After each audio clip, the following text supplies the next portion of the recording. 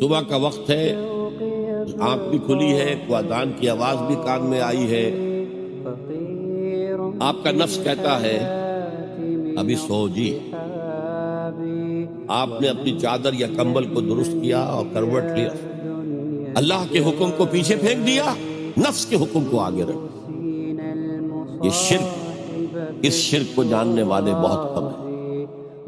مولانا روم نے خوب کہا تھا، میرا نفس بھی فرعون سے کم نہیں ہے۔ وہ کہتا یہ جسم میرا ہے، اس پر میرا حکم چلے گا، میں نہیں جانتا کون اللہ کون رسول، کیا حرام کیا حلال۔